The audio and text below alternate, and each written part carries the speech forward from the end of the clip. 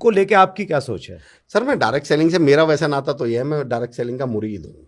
अच्छा। मैं direct selling को दीवाना हूँ, मैं डायरेक्ट सेलिंग को प्यार करने वाला हूँ। मैं ये नहीं कह रहा कि डायरेक्ट सेलिंग से मेरी शादी हुई है, पर मैं डायरेक्ट सेलिंग का प्रेमी हूँ। मैं ये कह सकता हूँ सर दावे के साथ ऑन स्क्रीन, दुनिया में डायरेक्ट सेलिंग से ज़्यादा खूबसूरत और कमाल की इंडस्ट्री हो ही नहीं सकती, है नहीं, हो ही नहीं सकती। 2-3 पॉइंट से मैं सिद्ध करूंगा सर। कारण क्या है? एक पहले मैं एक सिंपल सा एग्जांपल देता हूं। बिजनेस कोचिंग में हूं सर। आप अगर बिजनेस मॉडल को समझने की कोशिश करें, पिछले 10 साल में जो सबसे बड़ा बिजनेस मॉडल डेवलप हुआ है, आज से 15-20 साल पहले सर मॉल्स हुआ करते थे, बड़ी बड़ी शॉप्स हुआ करती थी, बड़ी बड़ी दुकानें हुआ करती थी जी। क्यों फेल हो गई? लेकिन फ्लिपकार्ट, अमेजॉन, जितने भी ऑनलाइन प्लेटफॉर्म हैं, ये क्यों चल गए? दोनों में अंतर बताता हूँ सर। बिजनेस मॉडल क्या बदला है पिछले 10 से 12-15 सालों में सर? दुकान या मॉल कहता था कि भाई हमने एक शानदार दुकान खोली है, शानदार मॉल खोला है। कस्टमर से क्या कहते था? हमने यहां दुकान खोली है, तुम उठकर यहां आओ। राइट। फ्लिपकार्ट और अमेजॉन क्या कहते हैं? नहीं भाई साहब, आप घर बैठो, हम आपके पास आएंगे, सरकार आपके द्वार। ऑटो और ओला और उबर में क्या अंतर है सर? ऑटो क्यों नहीं, मतलब क्यों चैलेंजेस फेस कर रहे हैं? ऑटो वाला ये कहता है कि तुम अपने घर से 300 मीटर दूर अपने 2.5 साल के बच्चे को गोद में लटका के, एक सूटकेस हाथ में लेके, वाइफ साथ में चल रही है, तुम गर्मी में 42 डिग्री टेम्परेचर में, तुम 300 मीटर दूर आओ मेरे पास। और ओला और उबर क्या कहती है सर?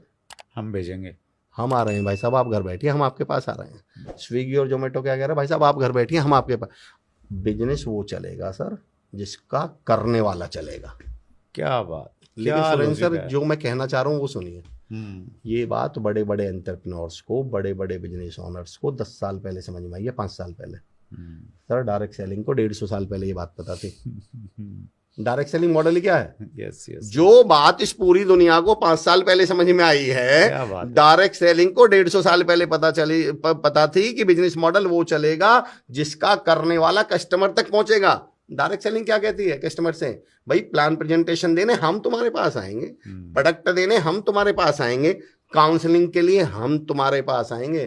सर ये वो बिजनेस मॉडल है जिसका दुनिया में कोई मुकाबला नहीं है। आज ये पूरी दुनिया एक्सेप्ट कर रही है इस बात को। क्या बात। लेकिन सुरेंद्र सर, उसके बावजूद चैलेंज क्या आया? उसके बावजूद दुनिया की एकमात्र ऐसी इंडस्ट्री जो इस भारत जैसे देश की, या मैं कहता हूँ तमाम दुनिया के देशों की, आप जिन देशों में डायरेक्ट सेलिंग अप गई है सर, उनके डेवलपमेंट का आप तो खैर कमाल की किताब, मैंने आपकी डेटा बेस, मुझे सबसे अच्छी बात लगी, आप डेटा पर बहुत अच्छा लिखते हैं सर। आप उनकी ग्रोथ चेक कीजिएगा। जैसे जैसे डायरेक्ट सेलिंग इंडस्ट्री वहाँ ग्रो होती चली गई, वो कंट्री ग्रो होती चली गई सर। फिर भी इतनी खूबसूरत इंडस्ट्री को चैलेंज क्या आया? मैं अपने अंदाज में बताता हूँ सर। मैं कहता हूँ sir direct selling love marriage की तरह है। अच्छा। हाँ जी सुनिए सर, मुझे लव मैरिज को भारत में एक्सेप्ट किया गया या विरोध किया गया इसका भारत में? पहले बहुत विरोध हुआ, बहुत ज्यादा विरोध था। अब 10-5% एक्सेप्ट किया गया, 20% मान लो, लेकिन फिर भी बहुत ज्यादा। भारत जैसे देश में लव मैरिज का बहुत विरोध किया गया सर। इवन इस लेवल पे विरोध किया गया कि पिताओं ने ये कह दिया कि मेरी लाश पे से होके गुजरना पड़ेगा, यस, नहीं लव मैरिज तो नहीं करने देंगे।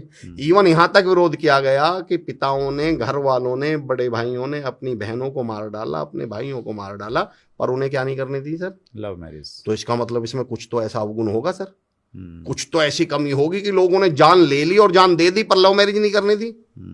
चलिए सुरेंद्र सर बताइए।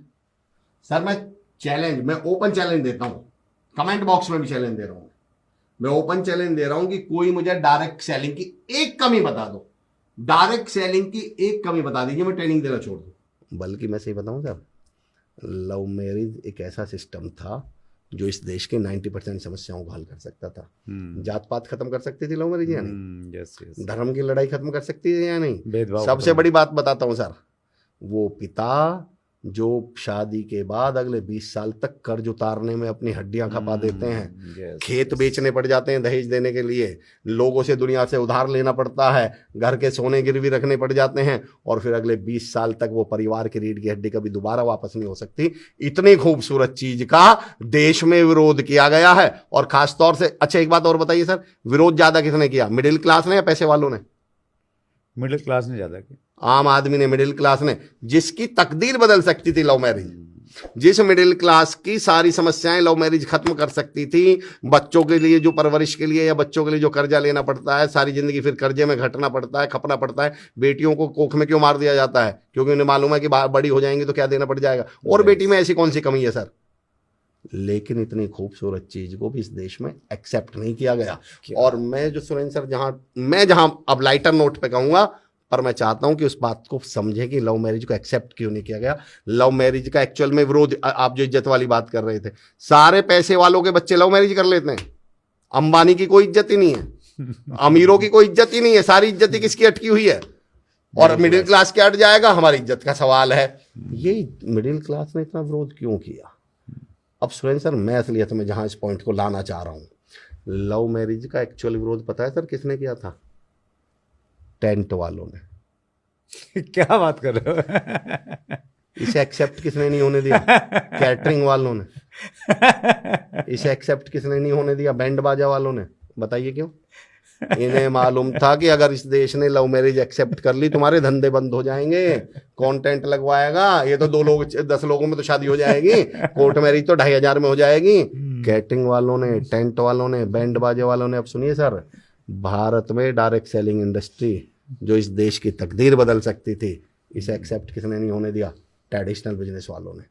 इन्हें मालूम था कि अगर डायरेक्ट सेलिंग इंडस्ट्री भारत में स्टैब्लिश हो गई, इसकी खूबी, इसकी खासियत, इसकी ताकत पता चल गई, तो जिस ग्रेजुएट लड़के को तुम अपनी दुकान पे 8000 में नौकरी करवा रहे हो, ये ग्रेजुएट लड़का डायरेक्ट सेलिंग से जुड़ के 80,000 कमाने लगता, 8 लाख कमाने लगता। और तुम्हें ये बच्चा जो ग्रेजुएशन है, जो क्षमता रखता है, टैलेंट रखता है, मेहनत रखता है, योग्यता रखता है 80,000 कमाने की, पर तुम इससे 8,000 में काम इसलिए करवा रहे हो क्योंकि इसे लगता है कहीं 10,000 की जॉब ही नहीं मिलेगी।